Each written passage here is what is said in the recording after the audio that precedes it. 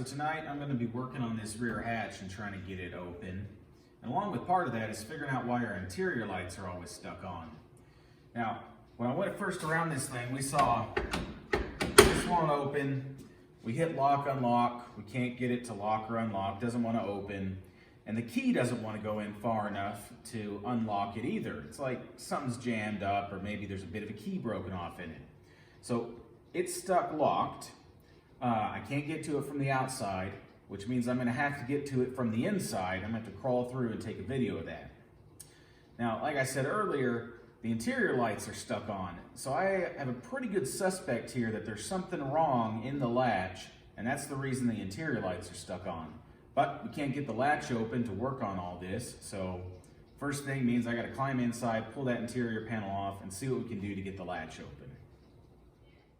All right, so I climbed in the back.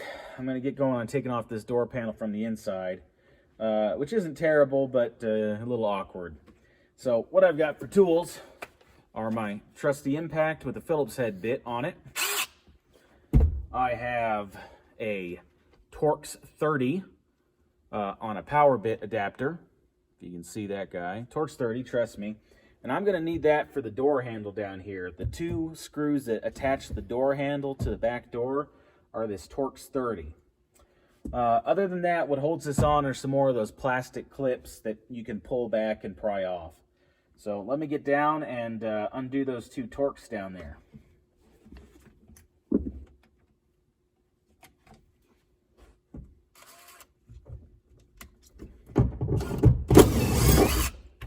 There's one. Now I've got to go over, and this has a little plastic cover on it, and you'll want to use your straight screwdriver to pry this guy out. You probably can't see too well.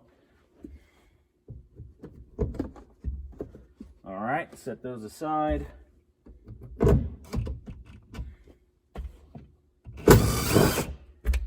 Okay, there's my handle out. Now, keep from losing everything, I'm going to take my handle, I'm going to take my little rubber cover, and I'm going to put it back in there. And you can kind of see that. Wish I had some way to attach a light up there. All right, now here's the other one. I'm putting it just right back in. Pushes in just like that. That way, can't lose my screws. Or if I lose everything, I lose it together. Okay. So, those came out easily enough. Now, it's all plastic clips down around here, and you can try to pull this panel forward and reach around and work on the latch, but with just a few screws up top, we can actually just get it totally loose and out of the way and then pull it out the side door. So these are the Phillips head that I was talking about.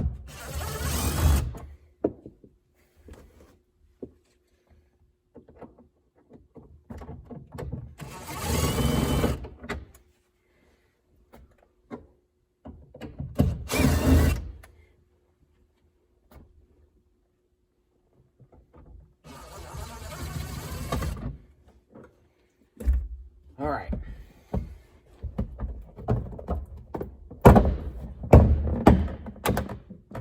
Okay, getting the door panel to come loose.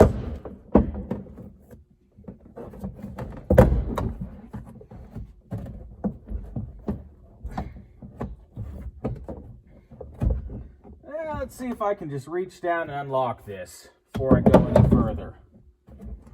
So let's see what happens, and I might need my helper to go out and pull on the door handle at the same time. No, it feels like it's locked. All right, so. All right, there we go. Pull up on the rod. Wow, that was stuck too. So, wow, that hasn't been opened in a long time. It is dirty back here. All right, well, we got that off. I didn't end up having to take the whole door panel off. And so now I can work on it overhead where it's going to be a little bit easier to finish getting it off instead of trying to pull it down right now and breaking anything else. All right, let's get this off. Oh, and those screws are broken now. Okay. All right, so go up to this screw.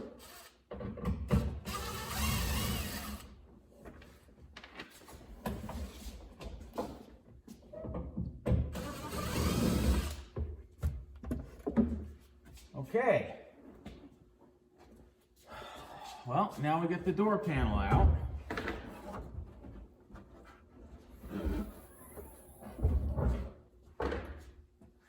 So, we'll come up here and we'll play around and see what's wrong with this latch. All right, so I'm going to show you how this mechanism works and try to keep it so you can see. This rod right here is the rod that actually pulls up on the door latch. So when I was in there reaching my hand down behind the panel, I reached in and I was pulling up on this. All right, so you want to pull that up to release it. Now, there is adjustment in this. You see these threads here? You can actually thread this in and out, or you can pop this yellow cover off and it swings to that side. You can move it and relatch it. The problem is this one's already down at the end of its adjustment here, okay? So I can't adjust that any further. I'd have to try to bend this or shorten it. Now, what's going on with this is it'll release if you get it to pull way up there, but this is just a worn latch. So as I pull on it, see how it's just twisting everything there? So this pivot point right here seems to be really worn. And so even though my handle's pushing down on it, that's all tweaking around. I also have wear right here, this bit of plastic that pushes on the arm. And usually this is what wears and makes you have to adjust that. But basically, this is just so worn out that you can't get it to unlatch. So we're going to need to replace this handle back here, this whole piece. And we're going to go ahead and pull it out because we also need to figure out what's up with our key and why the key seems like it sticks in here and won't lock and unlock it. So I'm going to get a 10 millimeter, come up through these holes, and I'll be able to disconnect, unbolt it. I'll go ahead and disconnect this linkage, and then this whole assembly will feed out through the back. Okay, now I'm going to get my screwdriver in right here, and you can see that's already been a little tweaked once, so somebody else got in with the screwdriver. So I get my screwdriver in, pry on it, it's come off, now I can adjust it. So I'll get that rod free. Okay, the rod's free. So now I'll come in with my 10 millimeter. There is a convenient hole in the middle of the hatch so you can get into it. Okay, I'll very carefully bring my nut down through that hole. I'll come over, and where am I going for my next one? Oh, there is just one, and then it slides out. So, see, it's free here. And now I'm gonna go around to the other side, start trying to work this out, which could be a little difficult because this hatch is tweaked.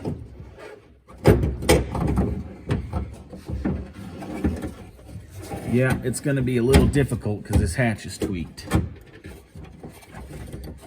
All right, well, we're gonna fight this a little bit, get it to come out. Getting closer.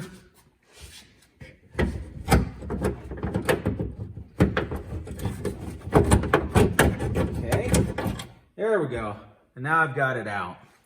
So, just a worn, used latch. Let's see if I got one around in a box, or we might have to go to a junkyard.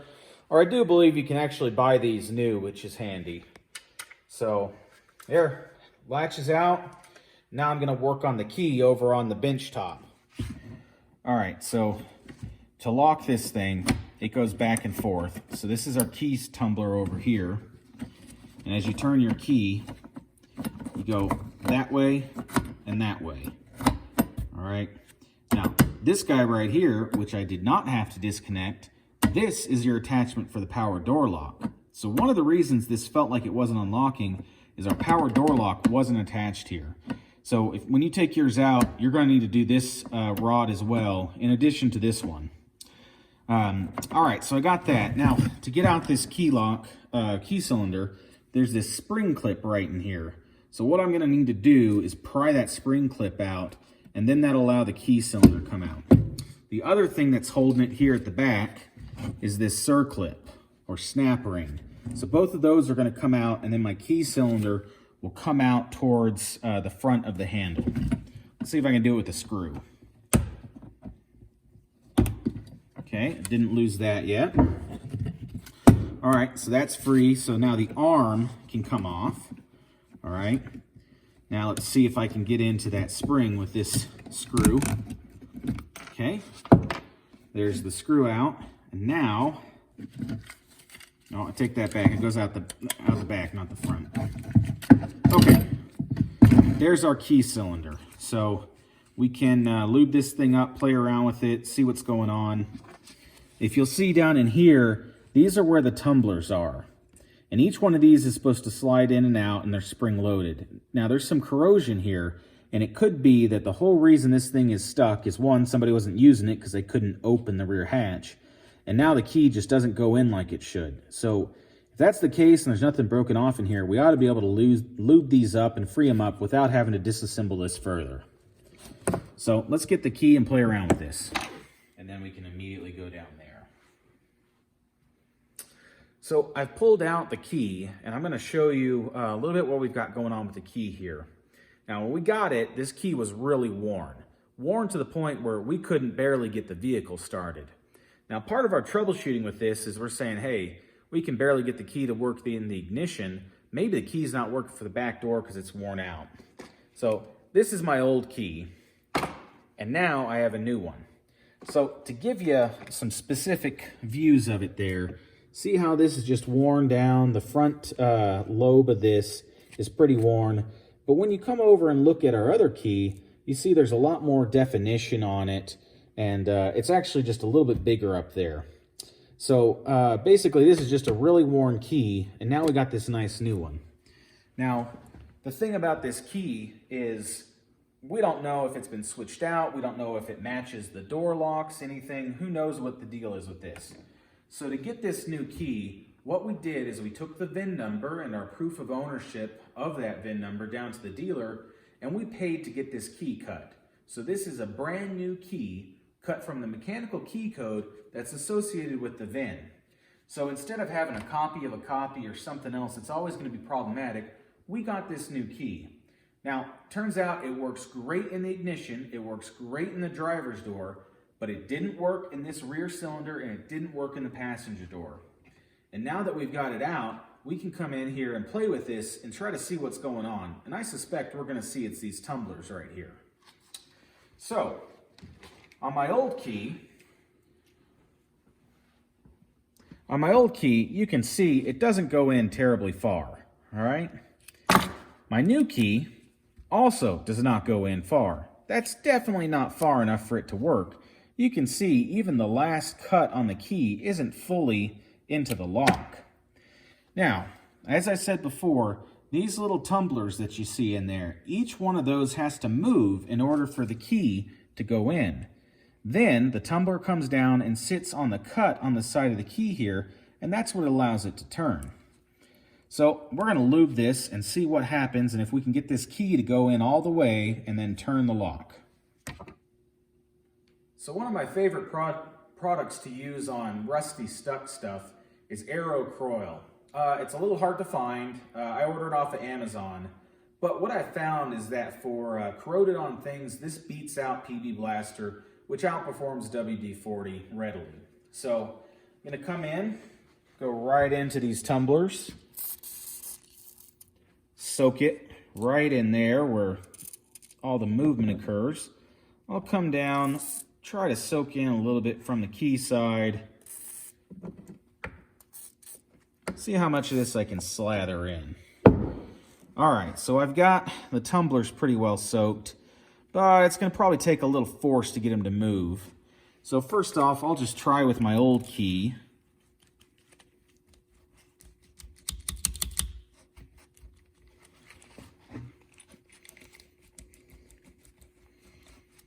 And I'm still really not getting any movement on those.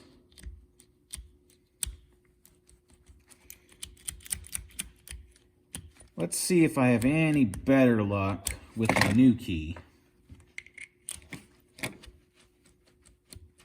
Oh, we got it to go in a little further now. Okay, that's an improvement. Now, if you can see this last tumbler back here, the pin, it actually moves up and down as I pull out the key. So I have managed to free that one up and get it to go in a little farther. It's still not far enough because the tumbler is up and it needs to be down for the key to turn the cylinder. But a little bit more movement inward and I should be able to get this to unlock. Let's try a little bit more.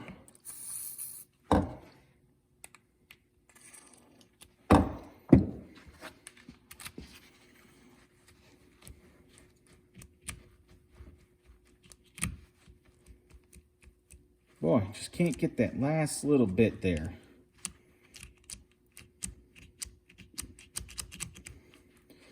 All right, let me keep playing with this and try to see what else we can do to get that last bit freed up. Okay, so we're continuing to play around with this. I actually have a lock pick in here right now. And what I'm doing is I'm going in here and I'm pulling it across where the key groove should sit. So see, you can there at the end. See, that one's moving. That one's nice and free.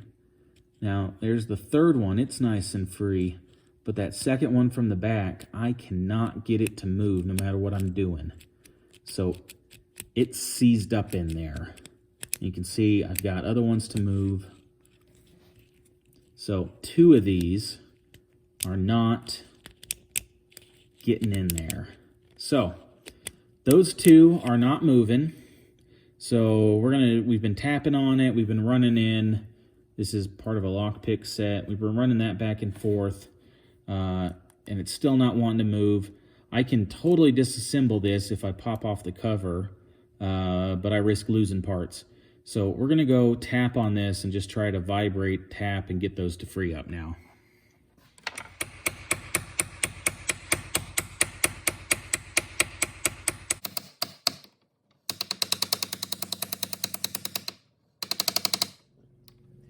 All right, so after, I don't know, 20-30 minutes of messing with this thing, tapping on it over on the anvil there, putting the key in and out, pushing on the pins with our lock pick, we just got this to turn finally. As you can see, now it turns nice and smoothly. So if you look down, you'll see here's a smooth side of the cylinder. Now we turn it around. There are brass tumblers in there. All right, I turn it some more. There's the other side of the brass tumblers. So all of those brass tumblers need to come in and be perfectly flush with the silver cylinder part of the key for it to turn. Now the tricky part is most of these worked from the top, but a couple of these that we had issues with, they worked from the opposite side. So we were having to move them back and forth, which means down here they were moving the opposite direction of all the others. So a little bit of lube, some tapping on it. I didn't have to totally disassemble it and pull these out and make sure to keep the springs and the position all correct. And now you can see I've got a nicely working key that turns perfectly fine. So I'm going to lube and clean a little bit more on this. But now that I've got a working key cylinder, as soon as I get a new door handle, I can put this key cylinder in it, reinstall it, and our rear hatch should open just fine. Now, we had an issue on our passenger front door lock. So what we did is sprayed in some Kroil, and we got the tube down in the cylinder, squirted it in, and then we went and we took the key and we worked the key in and out, just like we did on this one. And eventually, we got the key to pop all the way in. We also took our lock pick, and we raked our lock pick in and out on both sides of the tumbler, went back to our key, and eventually we got it to free up without having to pull out that cylinder. So we can go in and now lock and unlock on the passenger side, thanks to a little bit of persuasion, a new key which works better, and the Kroil. So with all that said and done, we still had the issue of the rear lights being on. So we went back, played around with it some more. We disconnected the latch plug, and freed it up with some Kroil, worked it back and forth. And what we noticed is that it looked like there were maybe 2 door switches turning on the lights, because we could get one to dim, get the lights to dim when we latched the rear hatch finally. So we went around to all the door buttons, and now with the rear hatch latch working properly and closing all the way, we could push the door button in the door jamb and we could see the light turn off. So what we found is this one switch in particular. This is the one we had to push on, and you'll see there's a nice clean spot on the brass here. And what's actually happened is the threads have slipped from here back to here as if something got stuck in the door and jammed on this button. So this button would never actually get pushed in by the door because it was about a centimeter off. Now, by comparison, you see here's a spare that I had sitting around, which is dirtier. But you can see here's where the threads ought to be, and here's where they are on this one. So that's what it should look like here, and this is what we had.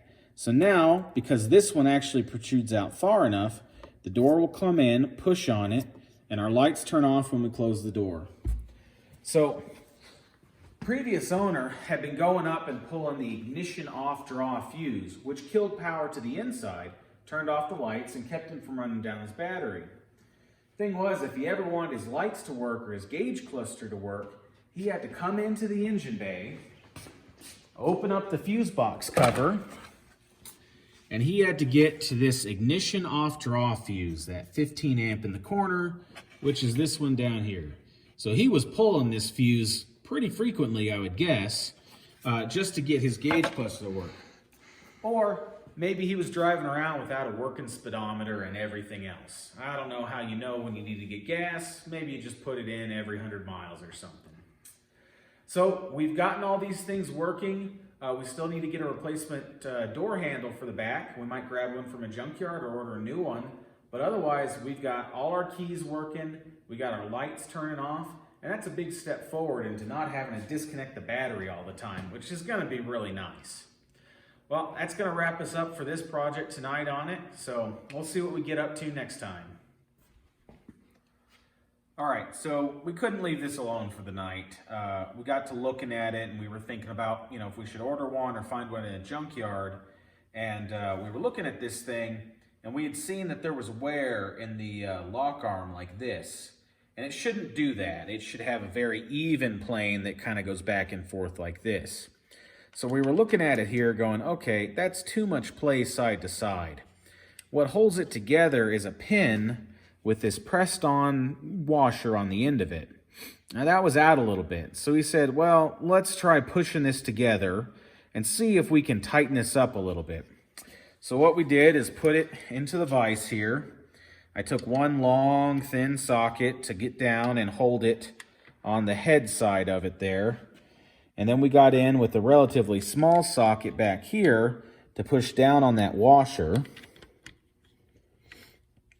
And so this is about the setup I had, and we had to do 4 hands and we cranked it down, but we managed to go in and press this washer down. And now when you look at this, you can see there's almost no play side to side. So it still moves back and forth nice, good and tight, but we have none of this slop going on.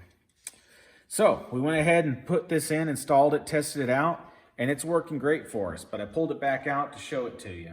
So I'll go toss it in real quick and we'll show that we got this all working.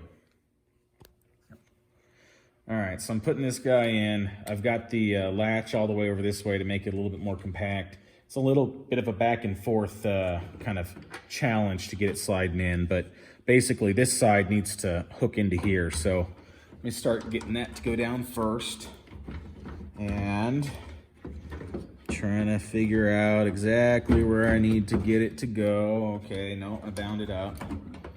So again, I'll come in here. This was easier last time. All right, now let's try it this way. Is that gonna do us? Oh yeah, there we go. Okay, so left side first. Don't listen to me.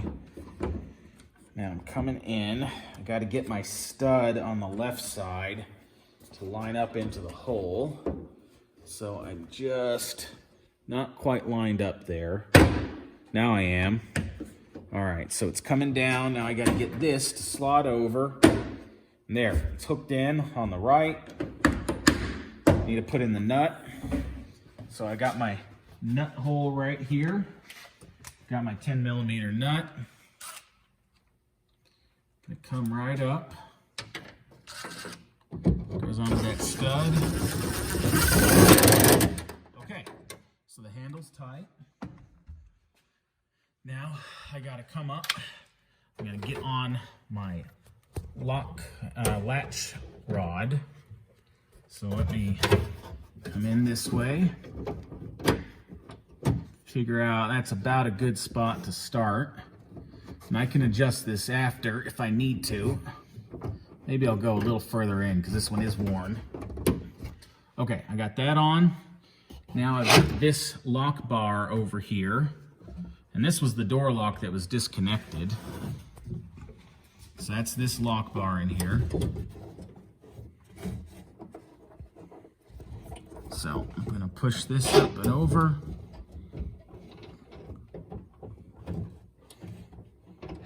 Okay, I got it going in.